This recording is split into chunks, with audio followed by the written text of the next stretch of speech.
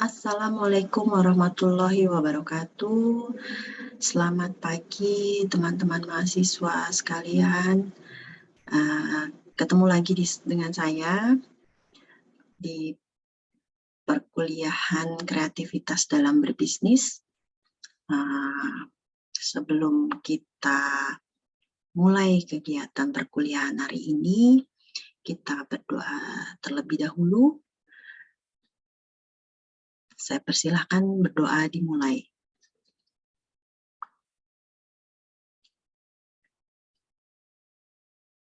Selesai. Ini pukul 8 pagi, jadi tepat ya kita bisa mulai dan teman-teman juga sudah pada hadir di Zoom kali ini, sehingga saya bisa memulai perkuliahan di pertemuan hari ini. Nah, untuk pembahasannya hari ini adalah mengenai bagaimana kita bisa melakukan kreativitas yang lebih baik lagi dalam bisnis kita. Nah, di dalam pembahasan kali ini nantinya apa-apa saja sih yang akan kita bahas?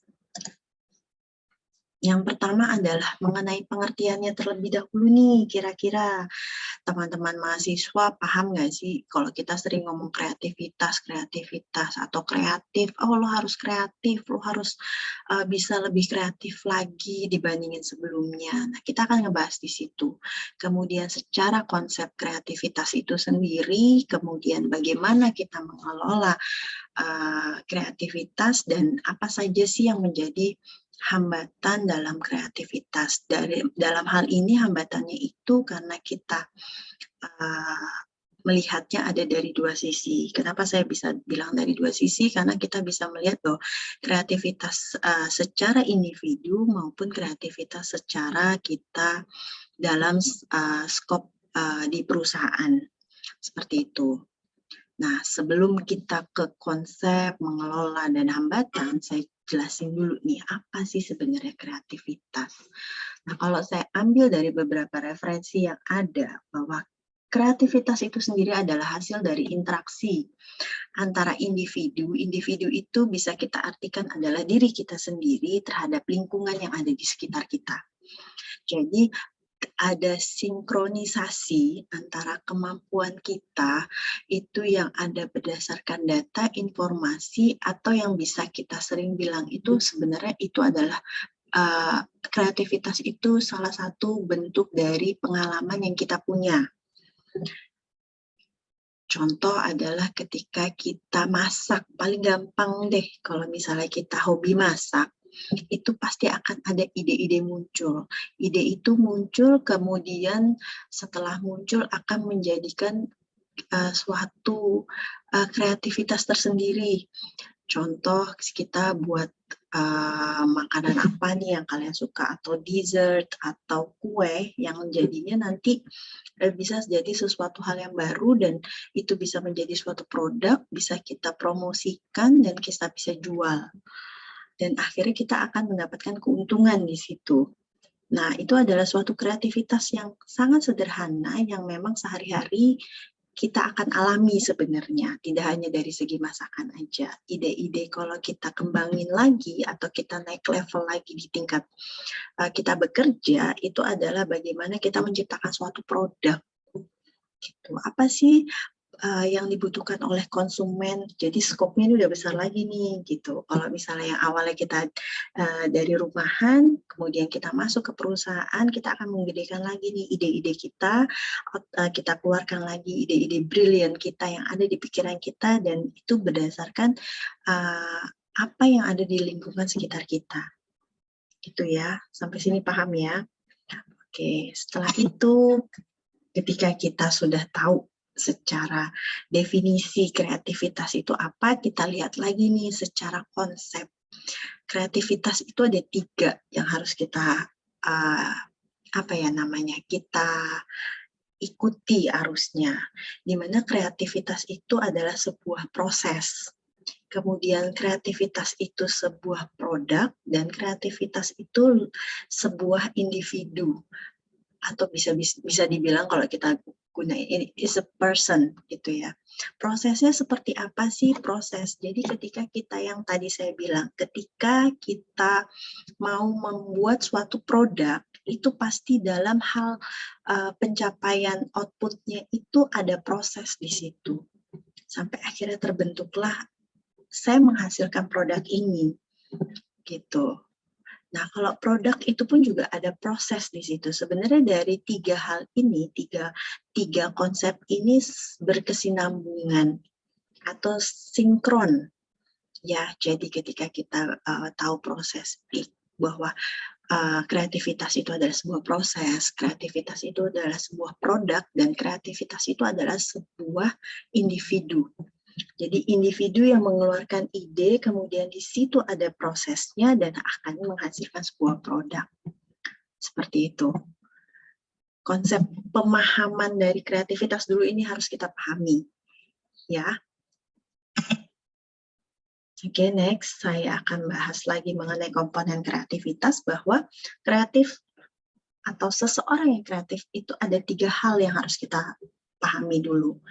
Bahwa di situ ada motivasi, ada ilmu, dan ada kreativitas atau keahlian dalam berpikir kreatif.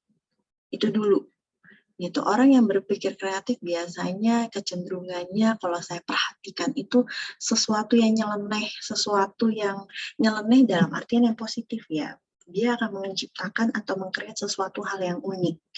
Yang kadang kita pun tidak akan bisa, oh iya ya, mereka bisa ya berpikiran seperti itu, kok kita enggak gitu. Tapi bukan berarti kita nggak kreatif juga. Cuma memang keterbatasan atau kemampuan yang berbeda-beda dari setiap individu yang ada. Tapi yang didasari awal utama adalah ketika kita mau mempunyai kreativitas atau kita berkreatif, itu ada motivasi di situ, kemudian ada ilmunya, dan ada kemampuan untuk menciptakan sesuatu hal yang kreatif gitu loh.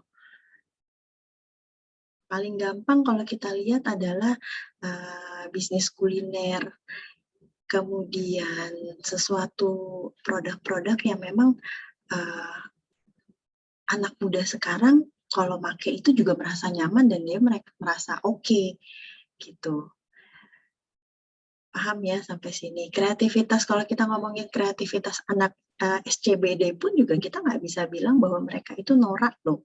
Gitu. Itu juga salah satu bentuk kreativitas menurut mereka itu adalah yang terbaik. Dan itu ada motivasi di sini, ada ilmunya, walaupun ilmunya yang ditangkap akan berbeda dengan kita. Dan dia merasa bahwa dia punya skill yang bagus dan dia punya kemampuan untuk itu. Kalau kita lihat ya, kita lihat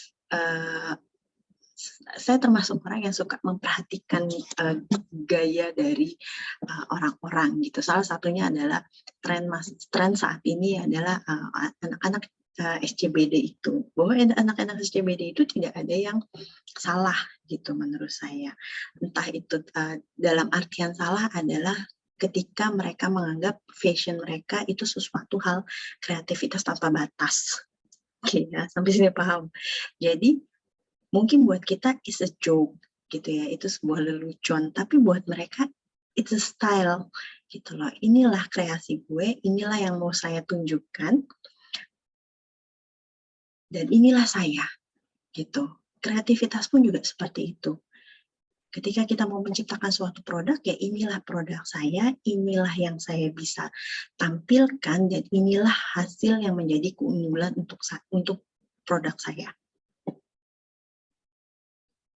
Sampai sini paham ya? Paham ya? Oke.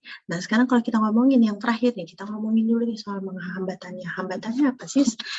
Jelas hambatan yang akan terjadi ketika kita mau mengembangkan kreativitas adalah menentukan pemimpin yang kreatif.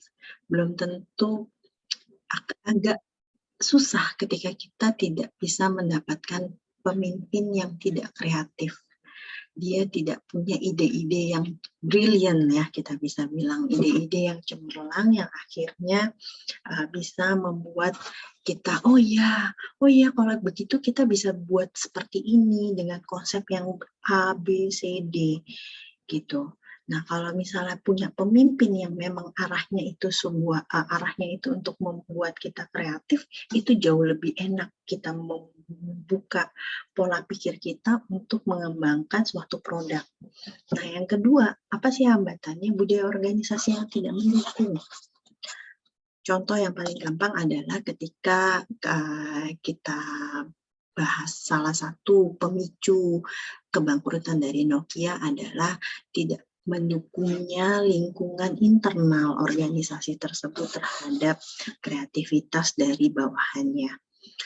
Tidak ada yang mau menerima atau menampung ide-ide dan akhirnya mereka kalah bersaing. Itu yang menyebabkan mereka bangkrut dan dia tidak bisa mengikuti perkembangan zaman yang ada dan akhirnya diselip oleh Samsung maupun iPhone dan BlackBerry, walaupun BlackBerry akhirnya juga tumbang gitu. Dan sekarang sampai saat ini pun juga yang masih eksis adalah Samsung sama iPhone gitu. Dan iPhone pun saat ini dengan ide-ide kreatif mereka, kemudian inovasi-inovasi dari inovasi canggih teknologi yang dikeluarkan fitur-fiturnya dari smartphone mereka juga itu yang membuat mereka masih tetap eksis sampai sekarang. Oke ya. Jadi ini sedikit gambaran mengenai kreativitas, definisi, dan sampai ke hambatan hambatan dalam mengembangkan kreativitas, mohon maaf. Mudah-mudahan sampai sini paham. Nanti kalau ada pertanyaan bisa dipertanyakan di pertemuan berikutnya. Dan karena ini waktunya sudah habis, sudah selesai, mungkin bisa saya akhiri dan kita bisa ketemu lagi di minggu depan. Selamat pagi, Assalamualaikum warahmatullahi wabarakatuh.